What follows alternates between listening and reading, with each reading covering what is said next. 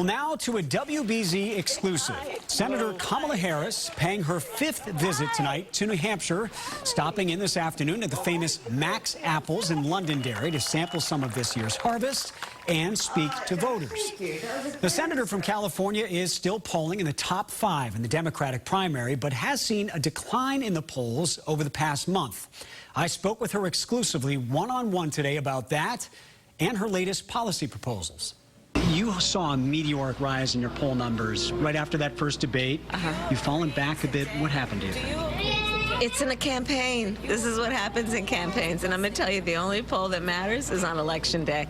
I have learned that over the course of many years. But I feel good. I mean, you know, we here in New Hampshire, in Iowa, in South Carolina, in Nevada, people are lining up for hours to come to our events and have a conversation. And they're talking about, you know, the things that I think we all should be prioritizing, which is the issues that wake people up in the middle of the night. And that's what my campaign is about. Let's talk about some of those issues. Climate. Yeah. You've staked out a pretty ambitious position on the climate. You've embraced the so-called Green New Deal. This week you unveiled a carbon tax. You say you support a carbon tax. Are you worried that that could hurt some low-income Americans who might have to pay more for energy as a result of that? So I have rolled out my Green New Deal, which is about what we need to do to create jobs and build the economy. It's about what we need to do to empower ignored communities, and about what we need to do to make sure that we are taking seriously the fact that we actually can control what is happening in our environment if we take steps that are about looking powerful interest in the face, such as big oil and big polluters, and saying you got to stop or there's going to be a consequence.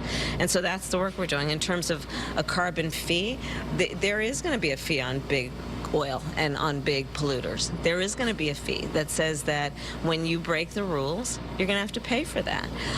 It is also about saying that we want to, and it's achievable, have goals that by 2030 that we're going to have a carbon neutral electricity, that by 2045 we're going to have a clean economy. This all is achievable, but it's about leadership, and leaders have to lead on this, and I'm prepared to do that. Let's talk about health care as well. Some of your critics say that you've equivocated on Medicare for All. You sponsored Senator Bernie Sanders' plan in the Senate for Medicare for All, but then last month you said you're not sure you're totally comfortable with his plan. So can you set the record straight? Do you support Medicare for All? And would it, over time or immediately, eliminate private insurance as well? Sure. I've always supported Medicare for All, and I give credit to Bernie Sanders for starting a very important discussion. But it became clear to me that we could do better. And so my Medicare for All plan, it allows Americans to have choice between a Medicare for All public plan or a Medicare for All private plan, because I heard from people, and they don't want their private plans. They don't want they want to have choice. They don't want private plans to be excluded. And frankly, we have private plans under the current Medicare system. It is also about me saying, listen, we need to do a better job of making sure that we ensure that we bring down costs, but we also give people choice. And in terms of transition, you know, I know we have a lot of friends who work in organized labor, and labor unions have negotiated over many years that their wages would be stagnant or even go down for the sake of higher benefits in terms of their health care. And I decided I didn't want to have them lose that. So different from Bernie's plan, my plan says that there's going to be a 10-year transition so that folks who negotiated down their salaries for the sake of higher benefits with their health care aren't going to have to lose those. I guess this gets to an issue that some voters raise about you, which is that they're not exactly sure where you stand ideologically on the spectrum, where with Bernie Sanders or Elizabeth Warren or even Joe Biden as a centrist, people have a sense of that, and maybe they say they can get more enthusiastic about someone if they know exactly where they're going to stand on each position. What do you say to that concern? I say, listen, I don't think that the American people want to have a debate about ideology. Look, I'm not a socialist. I believe in capitalism, but I know that capitalism is not working for most working Americans.